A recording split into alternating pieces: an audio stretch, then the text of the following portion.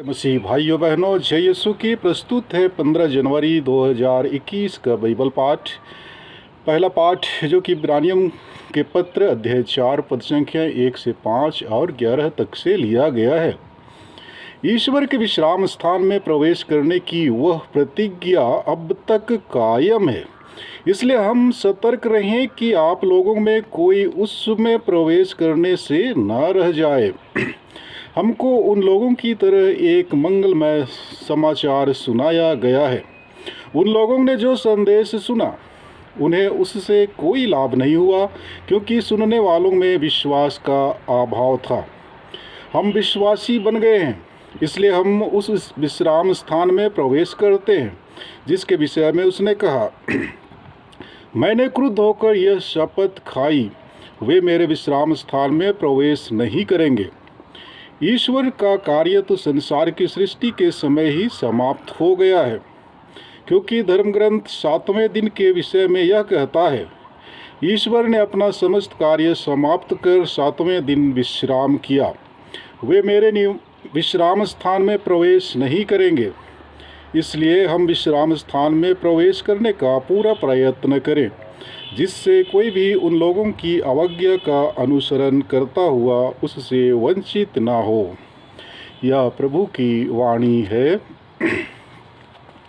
आज का सुसमाचार पाठ संत मार्कुस के सुसमाचार अध्याय 2 पद संख्याएं 1 से 12 तक से लिया गया है। ईसा कफरनहूम लौटे तो यह खबर फैल गई कि वे घर पर हैं, और इतने लोग इकट्ठे हो गए कि द्वार के सामने जगह नहीं रही। ईसा उन्हें सुसमाचार सुना ही रहे थे कि कुछ लोग एक अर्धांग रोगी को 4 आदमियों से उठवाकर उनके पास ले आए। भीड़ के कारण वे उसे ईसा के सामने नहीं ला सके, इसलिए जहां ईसा थे उसके ऊपर की छत उन्होंने खोल दी और छेद से अर्धांग रोगी की चारपाई नीचे उतार दी। ईसा ने उन लोगों का विश्वास देखकर अर्धांग रोगी से कहा, बेटा, तुम्हारे पाप क्षमा हो गए हैं। वहाँ कुछ शास्त्री बैठे हुए थे। वे सोचते थे, यह क्या कहता है? यह ईश निंदा करता है। ईश्वर के सिवा कौन पाप क्षमा कर सकता है? ईसा को मालूम था कि वे मन ही मन क्या सोच रहे हैं। उन्होंने शास्त्रियों से कहा, मन ही मन क्या सोच रहे हो? अधिक सहज क्या है, अर्धांग रोगी से यह कहना, तुम्हारे पाप क्षमा हो गए हैं, अथवा यह कहना, उठो, अपनी चारपाई उठाकर चलो फिरो?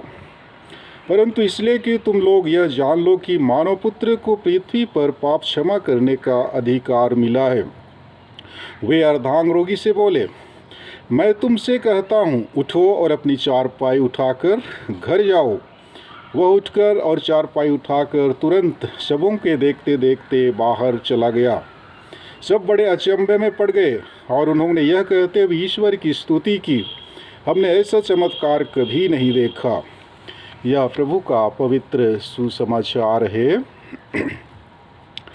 प्यारे मसीह भाइयों एवं बहनों, आज के पहले पाठ के माध्यम से लेखक ख्रिस्त विश्वासियों को बताते हुए कहते हैं कि इस्राएलियों को प्रतिज्ञात देश दिया गया था और ईसा के पुनरुत्थान का मंगलमय सुसमाचार हम मसीही विश्वासियों को दिया गया है, जो अब इस नए जीवन के सहभागी हैं। यदि हम विश्वासी भी हमारे पूर्वजों अर्थात इस्राएलियों की तरह जीवन यापन करेंगे तो हम भी विश्राम दिवस में प्रवेश नहीं कर पाएंगे। ईश्वर ने 7वें दिन को विश्राम दिवस के रूप में स्थापित किया है, जिसमें प्रवेश करने के लिए वह अपने लोगों को निरंतर आमंत्रित करते हैं। लेकिन इस विश्राम में विश्वास और आज्ञा पालन के द्वारा ही हम प्रवेश कर सकते हैं। जिस प्रकार योशुआ कुछ लोगों को विश्राम की ओर लेकर गया, उसी प्रकार यीशु मसीह सभी विश्वासियों को संपूर्ण विश्राम की ओर ले चलते हैं। पत्र के लेखक इस बात पर बल देते हुए कहते हैं कि विश्राम दिवस आज है और पूर्ण रूप से उपलब्ध है। यदि विश्राम दिवस आज नहीं होता तो जिस विश्राम की ओर योशुआ इस्राएलियों को ले गया था वह अंतिम दिन होता। अतः केवल यीशु मसीह ही उस चिरस्थायी और असली विश्राम की ओर अपने लोगों को ले जा सकता है। यही विश्राम इस्राएलियों को निर्जन प्रदेश में प्रदान किया गया था, किंतु उनमें से बहुतों ने नहीं स्वीकारा और वे विश्राम से वंचित कर दिए गए। अतः लेखक हम ख्रिस्त विश्वासियों से अनुरोध करते हैं कि हम विश्राम स्थान में प्रवेश करने का पूरा प्रयत्न करें। और आज के सुसमाचार पाठ में हमने सुना कि यीशु एक अर्धांग रोगी अर्थात लकवाग्रस्त व्यक्ति को चंगाई प्रदान करते हैं। इस सुसमाचार के अंश में हमने सुना कि सभागृह लोगों की उपस्थिति से खचाखच भरा हुआ था। भीड़ इतनी थी कि सभागृह में पैर रखने के लिए जगह नहीं थे। जिन्होंने लकवाग्रस्त व्यक्ति को खाट में ढोकर लाए थे, अंदर जाना असंभव प्रतीत करते हुए वे सभागृह के छत को उजाड़कर रस्सियों के सहारे उस व्यक्ति को यीशु के सामने उतारते हैं। यीशु उनका विश्वास देखकर उस अर्धांग रोगी को न केवल शारीरिक चंगाई प्रदान करते हैं, बल्कि उसको उसके पापों से भी मुक्ति प्रदान करते हैं। प्यारे मसीह विश्वासियों, आज के पाठ द्वारा हमें दो प्रकार की बीमारियों से वाकिफ कराया गया है। पहला शारीरिक बीमारी जो शरीर को नुकसान पहुंचाता है, और दूसरा आत्मिक बीमारी जो हमारी आत्मा को नुकसान पहुंचाता है। जिस प्रकार शारीरिक बीमारी से हमारा शरीर दुर्बल हो जाता है, उसी प्रकार आत्मिक बीमारी से हमारी आत्मा क्षीण एवं दुर्बल हो जाती है।